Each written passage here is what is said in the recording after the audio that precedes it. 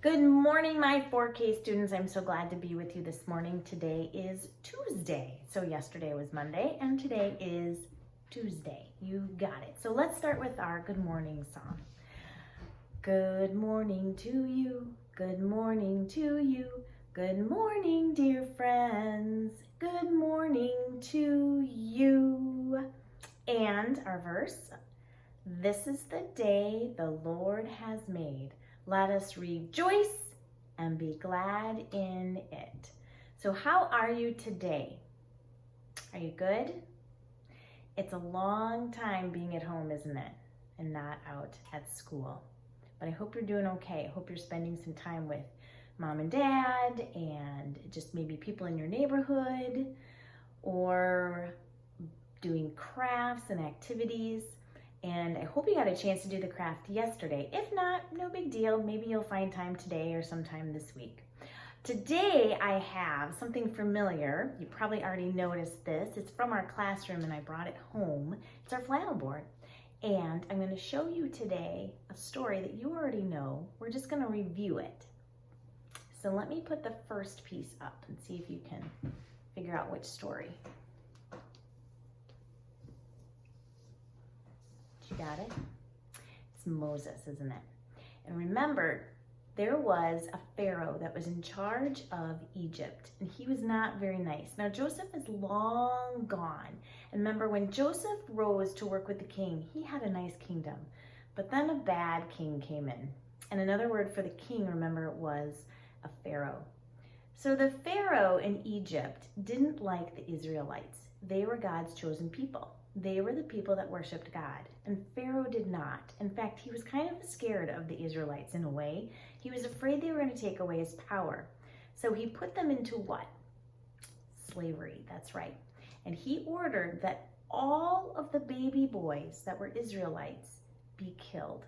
And so Moses' mother knew that she wanted to protect Moses, and she put him in a little basket and sent him down the river.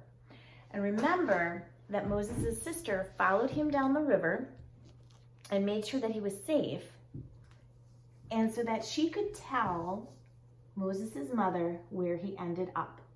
Hopefully our pieces will stay on there. And Moses, as we remember, ended up, silly enough, in front of Pharaoh's house. And Pharaoh's daughter found little Moses in the basket and decided to keep him and raise him as her own. So he grew up in the palace as an Egyptian.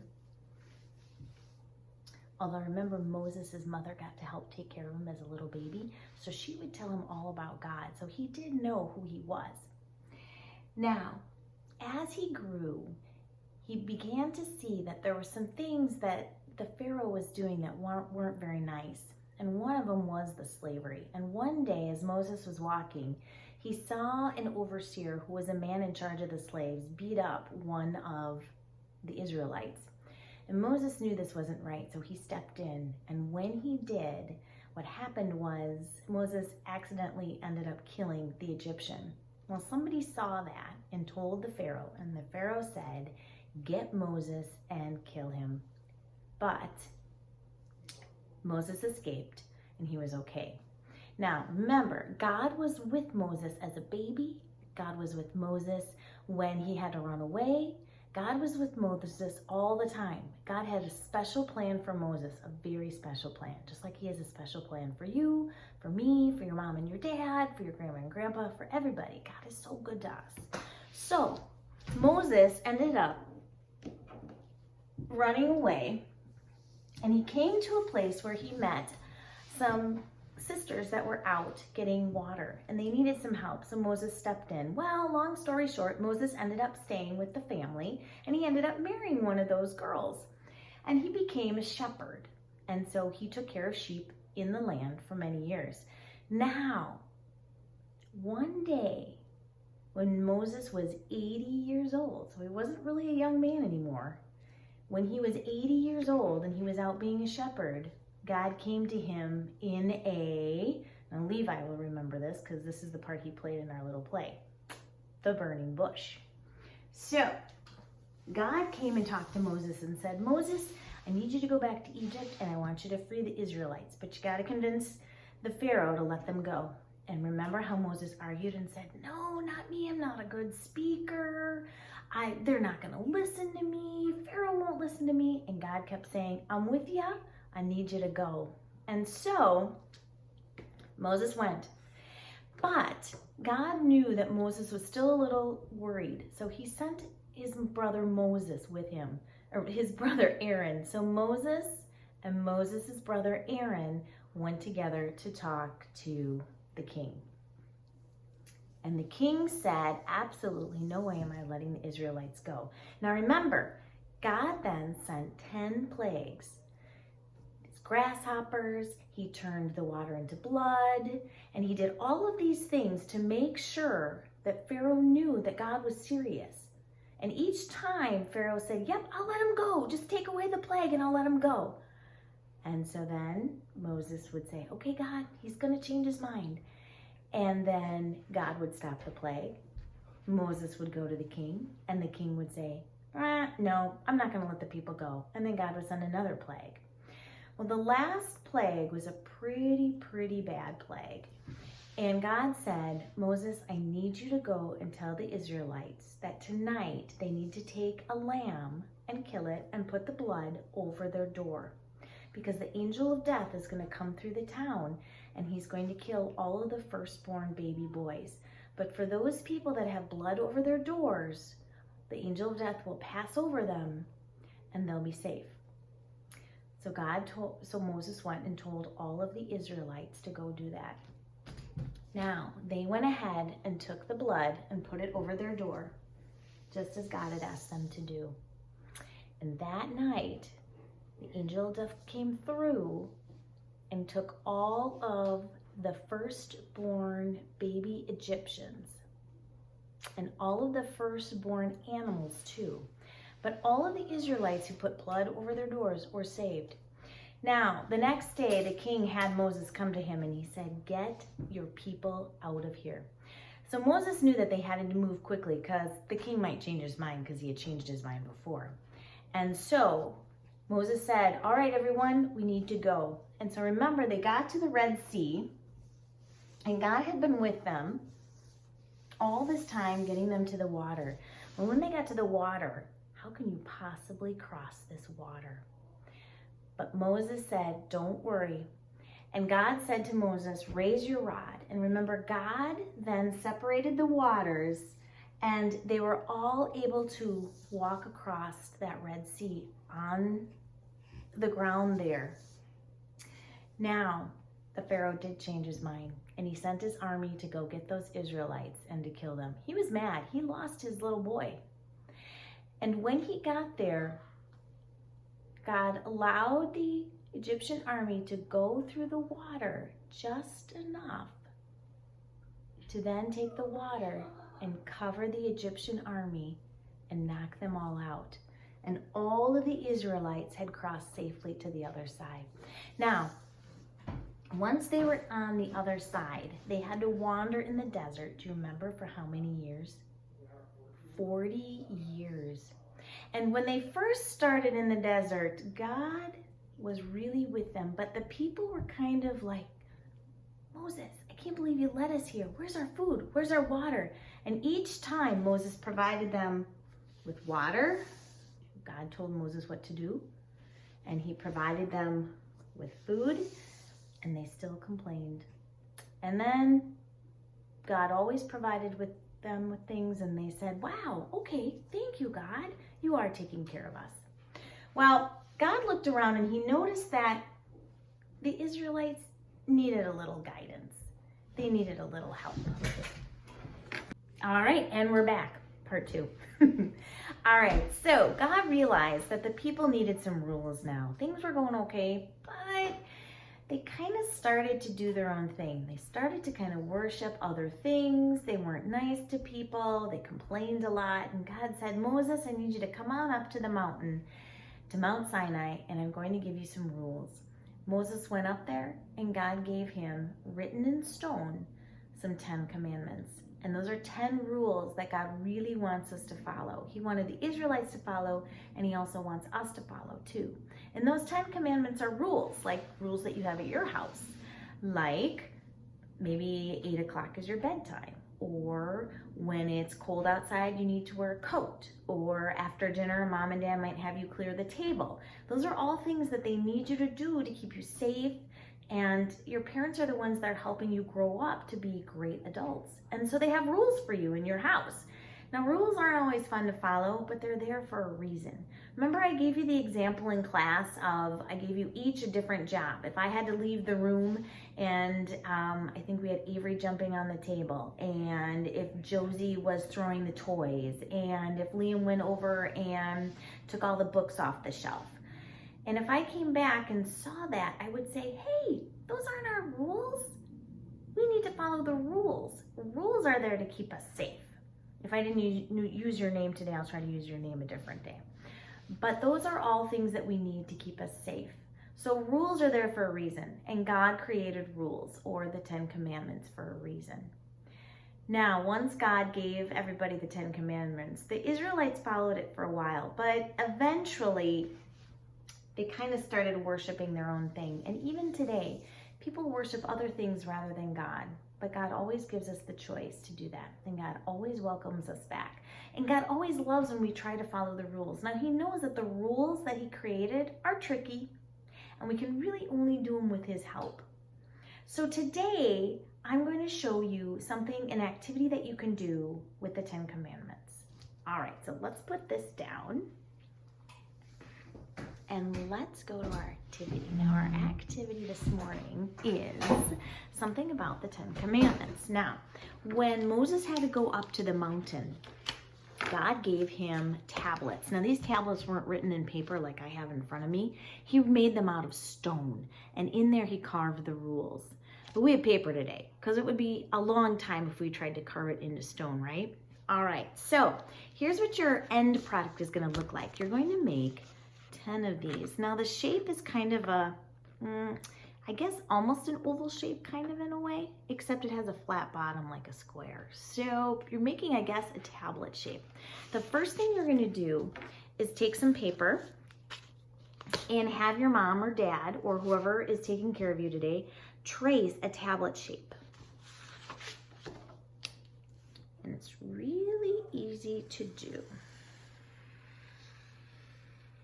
So something like this, all right, it's almost like a hill shape. And have them do 10 of those. So I chose every color in the rainbow and then a couple other colors to use. So I did one green, and then you can do a red, and a blue. Now, if you're feeling really ambitious today, ambitious means full of energy, then you can go ahead and cut out each tablet, because this is great practice for you for cutting. You guys are all such good cutters that I want you to keep practicing your cutting. So what you can do is go ahead and cut each piece of paper. If you get tired and you've done a couple, then maybe mom and dad could help. All right. Once you have all of those cut out, and here I have these cut out already, there should be 10 of them. All right. Now, once you have your 10, what I want you to do is practice writing your numbers on there, 1 through 10. Now, if you need a little help, that's okay. You could have mom or dad write number 1 in pencil, and then you go and trace it with a marker. You could do that too if you don't want to try it all by yourself. If you do, go ahead and write 1 all by yourself, and then do a 2, and then do a 3. So let's do that together. So here we go. So I make my 1, and my 1, remember, is, let's see if I can do it like this. 1 is just a straight down, just like that. Okay, now my 2, remember, is a little tricky. Some of you had a little trouble when we practiced our 2s, but you can do this. So a 2 is almost like a little ear. You kind of start like a little ear. You can see that. Go around, and then it has that straight line at the bottom. Okay, there's your 2. Your 2 is going to look so much better than mine. 3 is, remember, that half a snowman. Let's see if I can get a little bit closer in here. Your 3 is a curve in, another curve in. Almost looks like the letter B. Now yours probably looks backwards on mine. All right, there's your 3. Your 4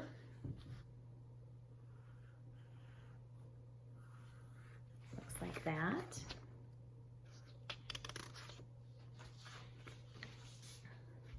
And your 5, remember, has that belly almost like the letter B. There's your 5. And your 6.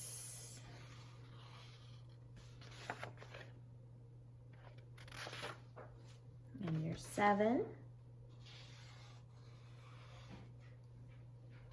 There's your 7.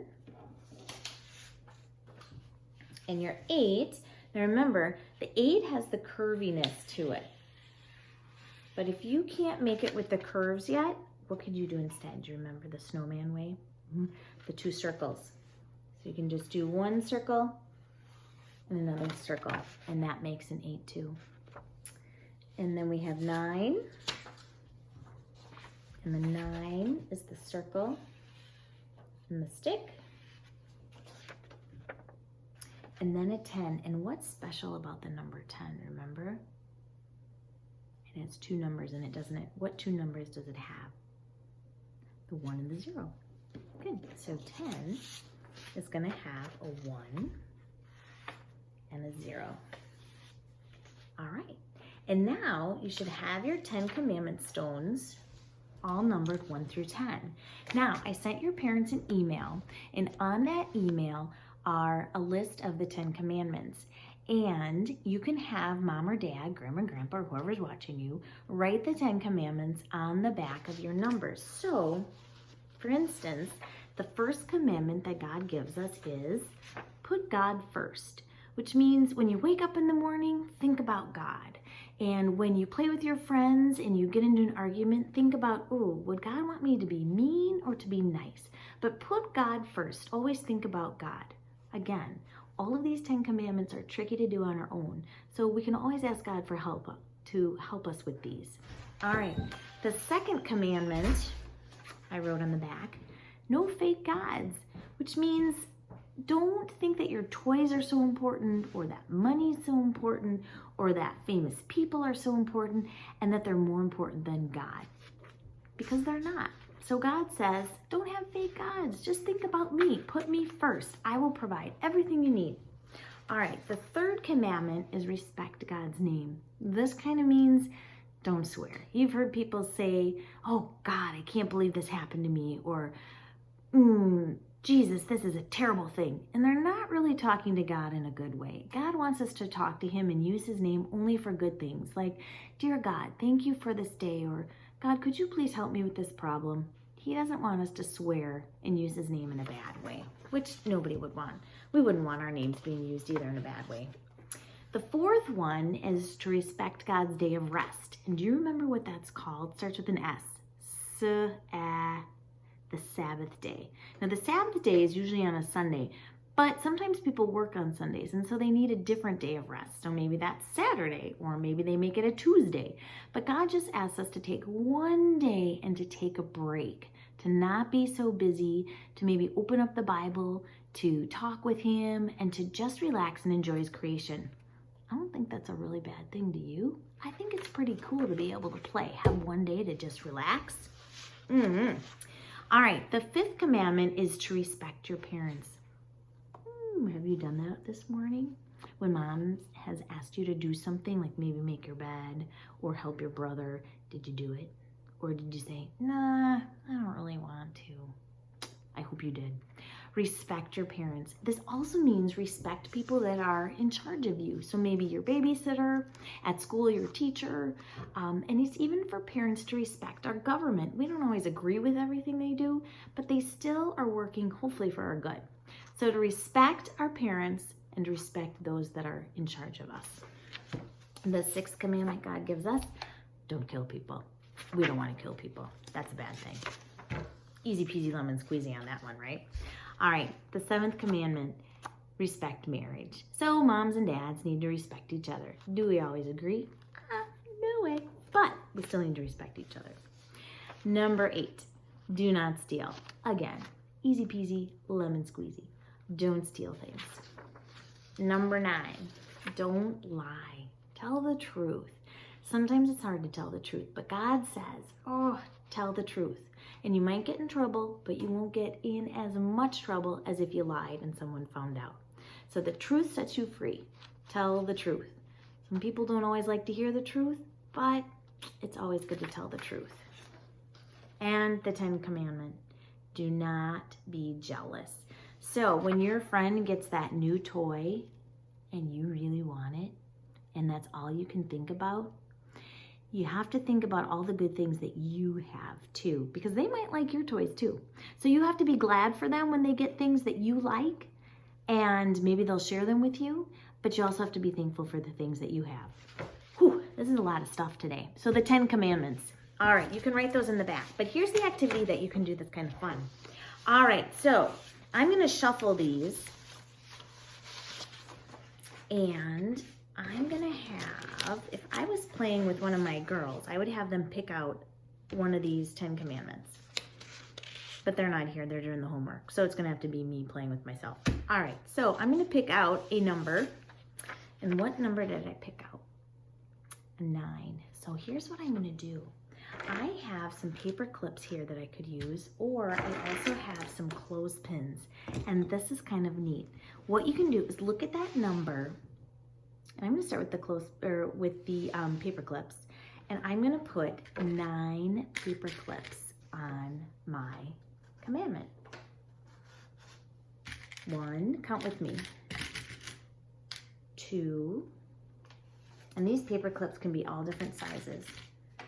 3, and you might have to be patient because paper clips sometimes can be tricky. So kind of open it a little bit and stick it on there. Go slow, you don't have to go fast. All right, we're on 3. And 4. Ready? What comes after 4? 5. And then 6. And 7. And then 8, and then 9. All right, let's double check. Let's count. Ready? 1, 2, 3, 4, 5, 6, 7, 8, 9. So if your mom and dad are busy right now, what you can do is go ahead and put the paper clips on, count,